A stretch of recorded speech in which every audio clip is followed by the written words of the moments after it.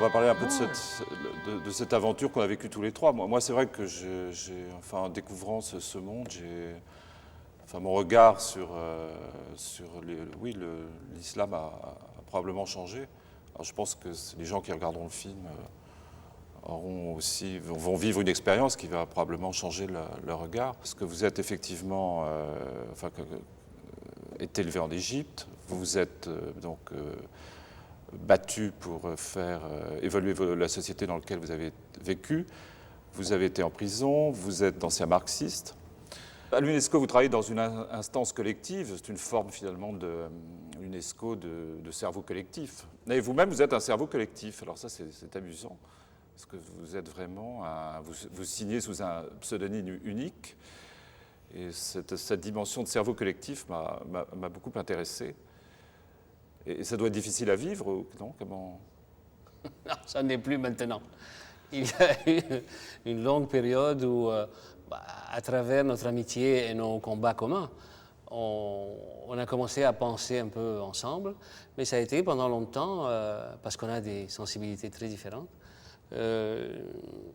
un combat intellectuel, mais avec le respect l'un de l'autre.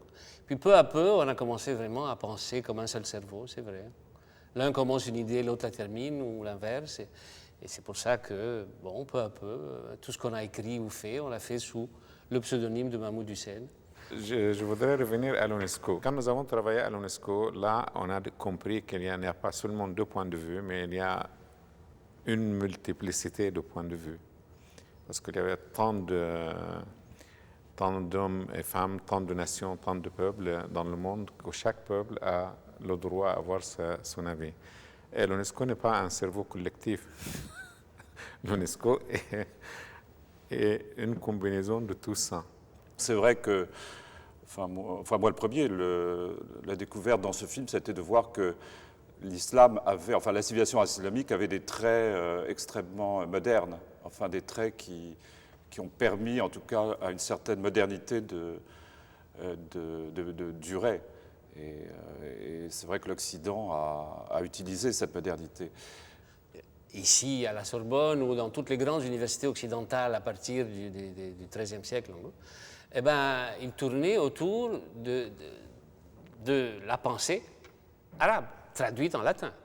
Oui, bien sûr. Il faut savoir que la plupart des grandes universités occidentales, au XIIIe, XIVe et XVe siècle, la moitié des cursus universitaires qu'on enseignait, c'était des traductions de livres arabes. Il faut le savoir. Oui, c'est ça. Oui. Et il y a eu aussi la voie, par l'Italie, des manuscrits grecs qui venaient de Byzance, mais c'est vrai que c'est j'ai dit la moitié. La moitié, voilà, la moitié, oui, c'est vrai. Parce qu'à la Sorbonne, à l'époque, il y avait deux camps, le camp d'Averroès et le camp d'Avicenne. C'est-à-dire, la discussion se déroulait comme ça. Dans tous les milieux plus ou moins intellectuels de l'époque en Europe, les intellectuels étaient partagés entre deux camps, Averroès, le camp d'Averroès et le camp de... Qui avait raison, Averroès ou Avicenne? Cette idée d'ailleurs... Peut-être rappeler qui est Averroès? C'est le grand commentateur d'Aristote. C'est ça. Très fidèle. Tandis qu'Avicenne, lui, a résumé un Aristote qu'il a relu lui-même. C'est les deux grands piliers de la philosophie musulmane. Avicenne d'abord, Averroès ensuite, tous les deux ayant cherché à résumer l'apport d'Aristote, mais Avicenne se permettant d'aller au-delà, tandis que Averroès, lui, a essayé d'être très fidèle. Oui, parce que, a priori, pour moi, c'était pas évident, en tout cas, c'est d'essayer de comprendre que l'islam a pu, à un moment, permettre l'émancipation individuelle. C'est vraiment une idée qui n'est pas très évidente, je veux dire. Elle ne l'est plus. Mais justement, ce qu'on veut, c'est montrer à la fois, ce qu'on a montré dans cette série ensemble, c'est qu'il y a eu un grand moment, en gros 3-4 siècles, où il y a eu un espace nouveau de liberté, de libre arbitre, ouvert par la naissance de l'islam. Et puis, il y a d'autres raisons qui ont fait qu'ils ont passé le message à l'Europe, et l'Europe a fini par oublier ceux qui lui avaient passé ce message. ce que tu dis. Alors, je reviens, je dis que les gens aujourd'hui pensent qu'il y a eu les Grecs, les Romains et l'Europe. Les Arabes n'existent pas pour eux. C'est comme si, comme disait Philippe, chaque fois qu'on dit, par exemple, les Arabes ont fait ça, on dit, mais les Romains ont fait. Et les Romains avaient précédé. Mais c'est vrai. Mais le problème, c'est que l'Europe de l'époque, pendant 8 siècles au moins, elle avait oublié ce que les Romains et les Grecs avaient fait. Elle n'avait rien fait. Elle était dans une situation. Si je vous dis que on estime que la population de toute l'Europe de l'époque à 20 millions, toute l'Europe occidentale, c'est 20 millions de personnes, tandis que Bagdad, elle, la ville arabe, avait 1 million. C'est montrer l'état où se trouvait l'Europe occidentale. Tout à fait, oui. Ouais. Mais maintenant, il faudrait corriger cette image. Il y a les Grecs, les Romains, les Arabes et après l'Europe occidentale. C'est pour ça que nous avons fait la série. J'aimerais insister sur tout ce qui est étonnant dans l'histoire, pas dans notre imagination, et qui va étonner le téléspectateur qui regarde cette série. C'est que c'est vrai que l'islam a apporté aux Arabes un élément d'unification de leur pensée et de leur psyché, mais aussi d'ouverture sur le monde, sur l'univers, et une perspective eschatologique à des gens qui n'avaient comme horizon que le clan, la tribu, les quelques oasis autour desquels ils gravitaient. Brusquement, il y a un formidable appel qui est perçu comme un appel de Dieu à travers le message de son prophète et comme un appel à ces Arabes pour qu'ils s'unifient, pour qu'ils deviennent une grande force et pour qu'ils transmettent ce message au reste du monde. C'est donc aussi un message qui, par rapport aux deux autres monothéismes, est d'une pureté de cristal. Il y a Dieu, omniprésent, omnipuissant, transcendant, et en même temps, il y a des individus, chacun responsable devant lui, sans le moindre niveau intermédiaire. Et c'est très important parce que ça décuple le sens de responsabilité de chacun vis-à-vis de sa mission sur la terre et par rapport au ciel. Ça donne une immense ouverture qui fait la possibilité de conquête. Il ne faut pas oublier que c'est en quelques décennies que ces quelques cavaliers sortis du désert conquièrent toute la Perse et la moitié de Byzance.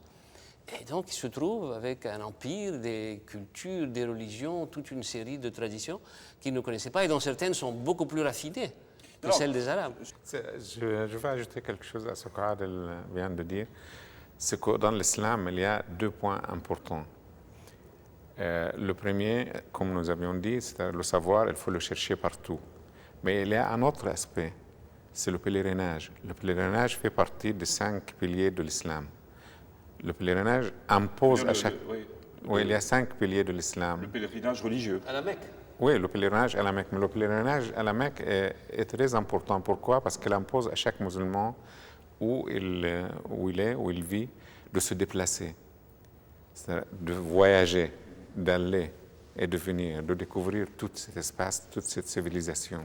Et là, vous avez raison, c'est vraiment un film sur l'héritage. Et c'est vrai, tout à l'heure, on disait que tu parlais d'une civilisation mondiale de l'époque, avec, c'est vrai, une liberté, avec la liberté de penser, c'est un facteur très important, parce que c'est maintenant ce qu'on dit aujourd'hui, c'est que l'Occident, ce qui fait la force de l'Occident, c'est la liberté de penser et la liberté de s'exprimer. Voilà, de circuler, d'échanger des savoirs, des traits civilisationnels, de l'art de vivre. Les Arabes ont fait le paradis sur terre, et le paradis sur terre, c'était l'Andalousie, en fait. C'était le paradis, c'est l'ombre, c'est l'ombre au soleil. Ils ont amené l'ombre, ils ont fait les palais de marbre les plus beaux, enfin, l'architecture de l'époque, c'est vraiment des bijoux, toute l'histoire de l'architecture de cette époque. Enfin, l'Alhambra, c'est une des choses les plus inouïes qui puissent être.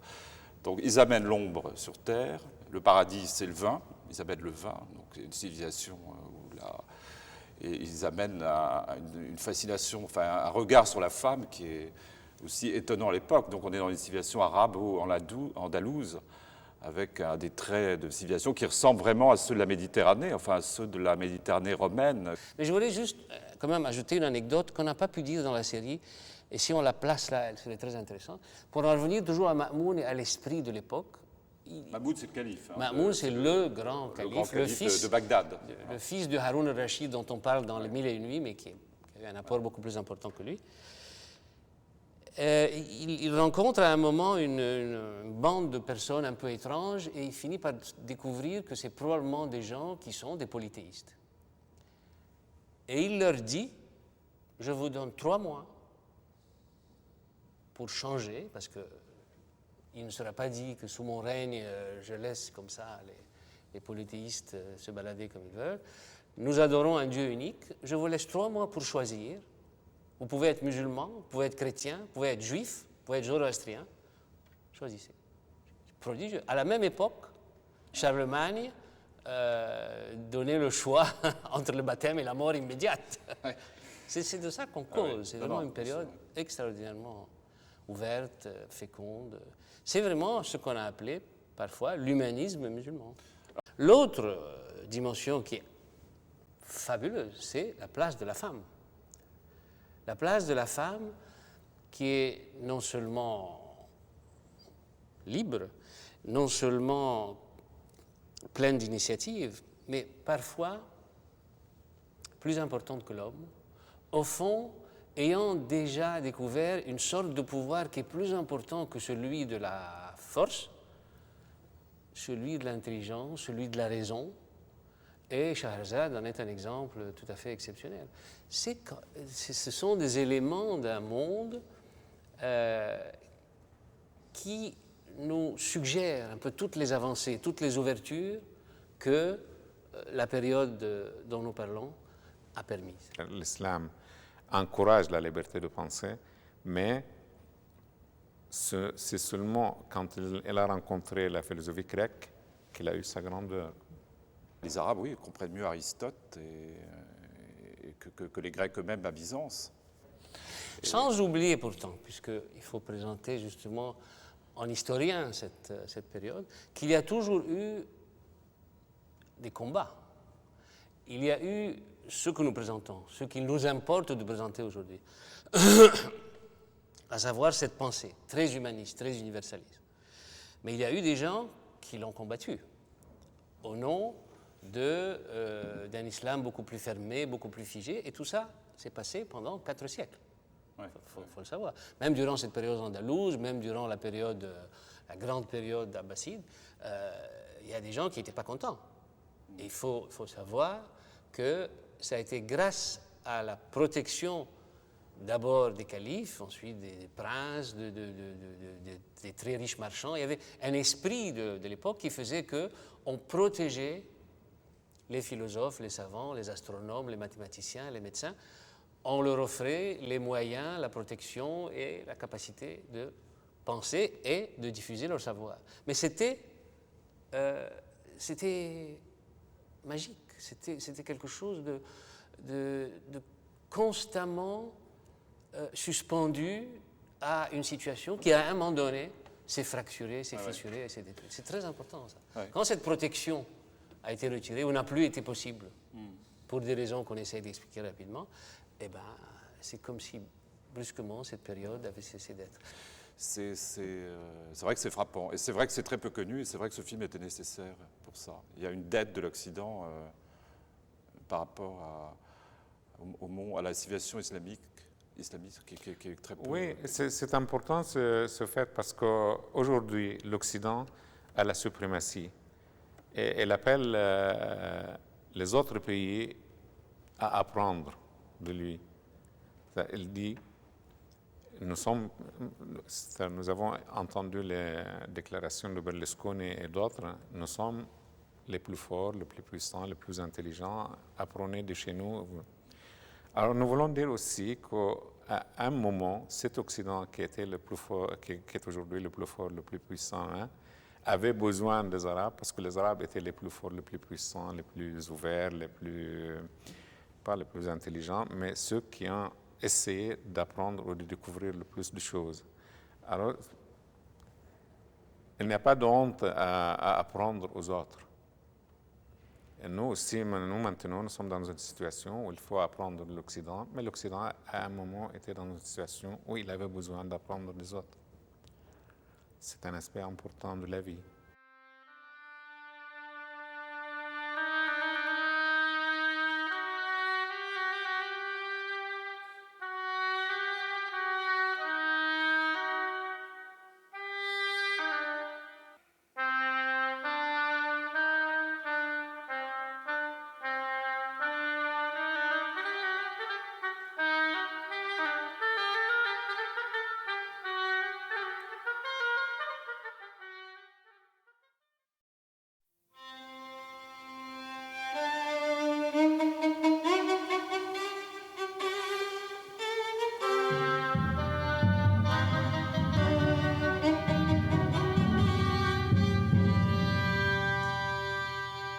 Dans l'histoire intellectuelle de l'Occident, le Moyen-Âge reste une énigme.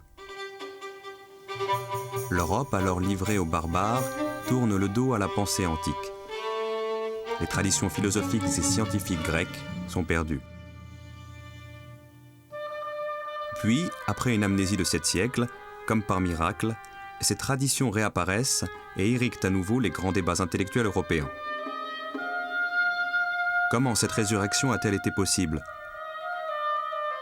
Les trésors de la pensée antique n'ont-ils pas été entre-temps recueillis et développés ailleurs? C'est pour élucider cette énigme que Baghdad El-Nadi et Adel Rifat nous proposent un voyage à travers le temps. De la Mecque à Bagdad, du Caire à Fès, de Cordoue à Samarcande.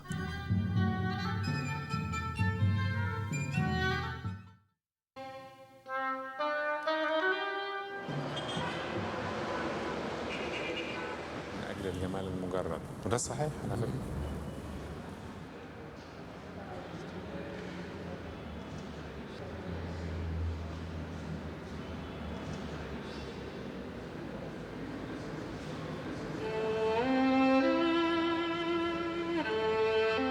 Des centres médicaux existaient dans les grandes villes de l'Empire romain.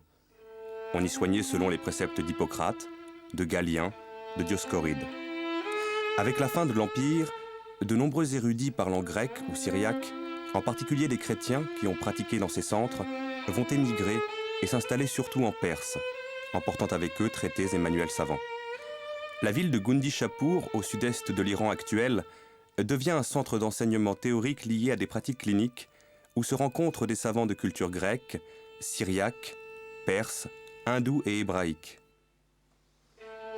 Avec les premiers califes abbassides, l'islam hérite de tous ses savoirs. Al-Mansour, qui souffre de douleurs gastriques, appelle auprès de lui Ibn Jibraï, un chrétien qui pratiquait à Gundishapur. Le fils de ce dernier soignera Harun al-Rachid. 12 autres membres de cette famille soigneront 8 générations successives de califes.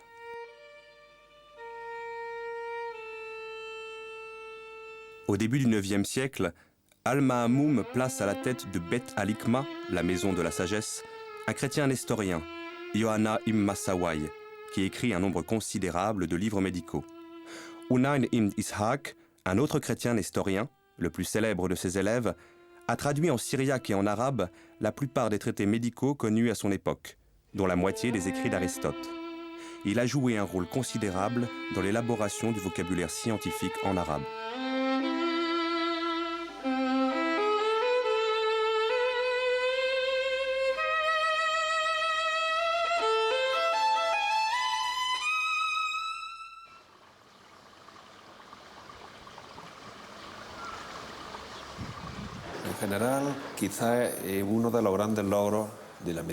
Peut-être que l'une des grandes réussites de la médecine arabe, c'est d'avoir su intégrer la médecine grecque et permettre sa diffusion jusqu'à la Renaissance.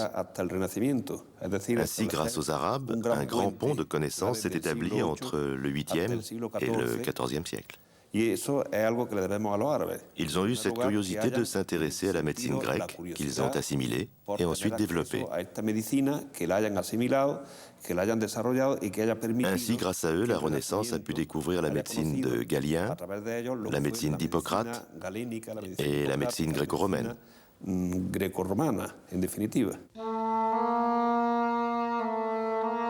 Si la médecine est l'une des branches du savoir qui sera la plus vigoureusement développée dès le IXe siècle, c'est parce qu'elle répond à une préoccupation majeure de la cité islamique. Soigner le corps pour élever l'âme. Le soin du corps, loin de nuire au salut de l'âme, permet au croyant d'assumer au mieux sa destinée terrestre.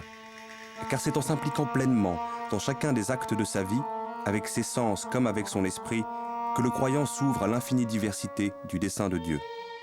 Dès lors, la notion même de santé englobe le physique, le psychique et le spirituel. Elle se conçoit comme une harmonie à sauvegarder ou à retrouver entre ces trois niveaux d'être, entre la personne, son environnement immédiat et des forces qui le dépassent, qui sont à l'œuvre à l'échelle de l'univers. L'homme musulman ou le scientifique, qu'il se consacre à l'exercice de la médecine ou à la société, doit respecter le principe qu'il faut toujours prendre soin d'un homme, malade ou en bonne santé, et surtout veiller à ce que l'homme malade soit toujours intégré dans la société. Au Moyen-Âge, l'attention portée aux malades n'est pas la même dans le monde musulman que dans le monde chrétien. Chez les musulmans, le malade n'est pas isolé. C'est une personne que la société accepte.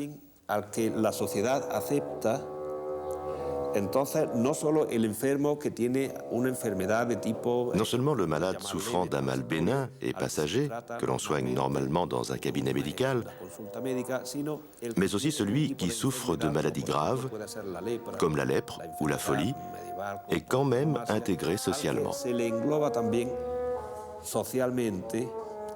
La lèpre ou la folie n'empêche pas le malade de s'intégrer dans la société. En terre d'islam, le fou est considéré comme un illuminé. Et tant qu'il n'est pas agressif, il peut vivre en toute liberté.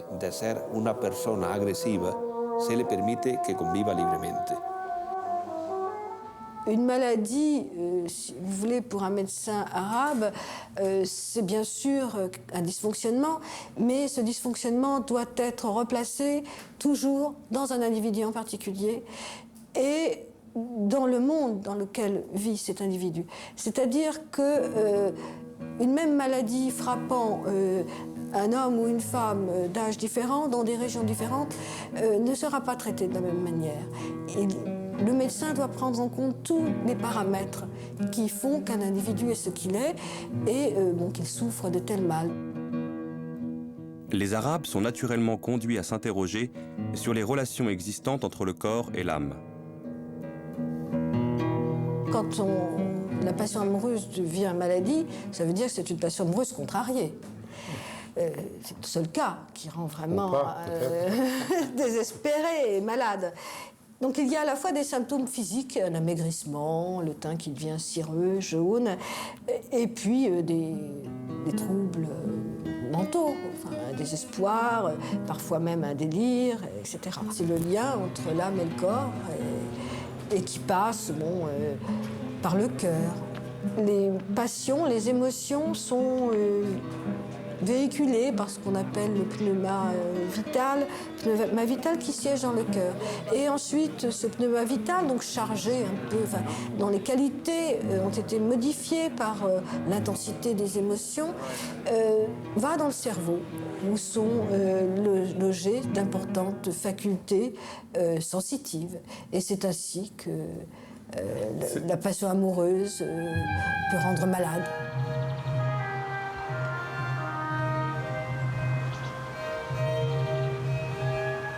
Ils allaient pouvoir lier un immense savoir théorique à l'observation sur grande échelle de cas cliniques, et ce, avec le développement des hôpitaux.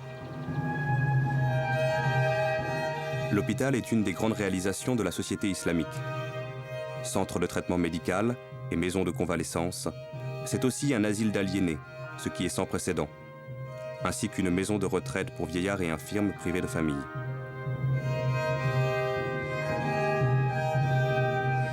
C'est enfin un centre d'enseignement théorique et pratique de la médecine.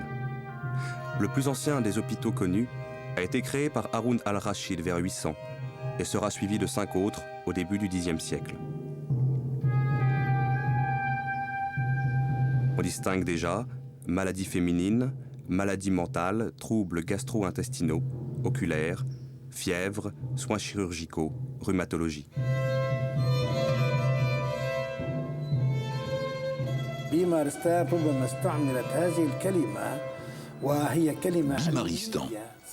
Ce mot a peut-être été utilisé. Il s'agit d'un mot scientifique ancien à une époque bien antérieure.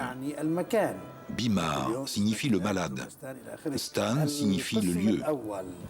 Ainsi l'on dit aujourd'hui Ouzbékistan, Turkménistan, etc. Première partie de l'édifice, l'entrée. Selon les textes anciens, le malade entrait et était examiné par des médecins. S'il s'agissait d'une maladie simple, un médicament lui était administré, puis il rentrait chez lui. S'il revenait une deuxième fois, il était admis ici.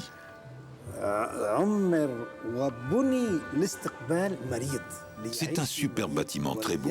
Il a été construit pour accueillir le malade, pour que le malade puisse y vivre et guérir. Quand le malade entrait ici, dans ce site, les chambres étaient là, les patios aussi. C'est un très bel édifice. Les arcades, les galeries sont disposées de telle sorte que le soleil ne puisse pas entrer dans la chambre. Cette tradition a été imitée dans le monde entier.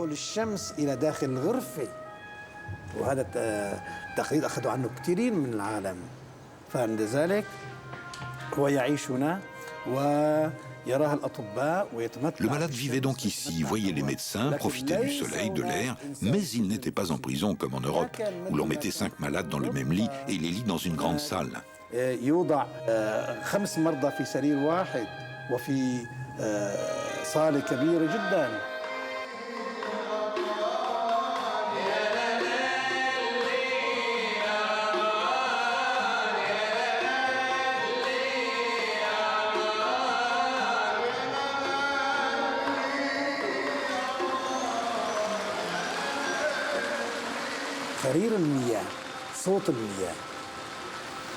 Le ruissellement de l'eau, la musique de l'eau, musique des oiseaux, musique de la vie, tout cela peut aider à calmer les nerfs. Tout cela aide l'homme, aide le corps à recouvrer son énergie.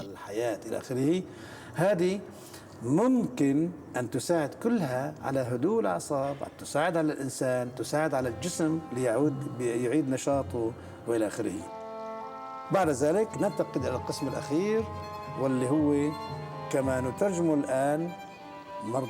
Nous passons à la dernière partie qui constitue l'équivalent de nos maisons de repos actuelles. Car dans les bimaristans arabes, le malade était soigné gratuitement, recevait des médicaments et avant de rentrer chez lui, on le gardait dans cet endroit pour mener une vie normale. On lui donnait de l'argent et des vêtements propres.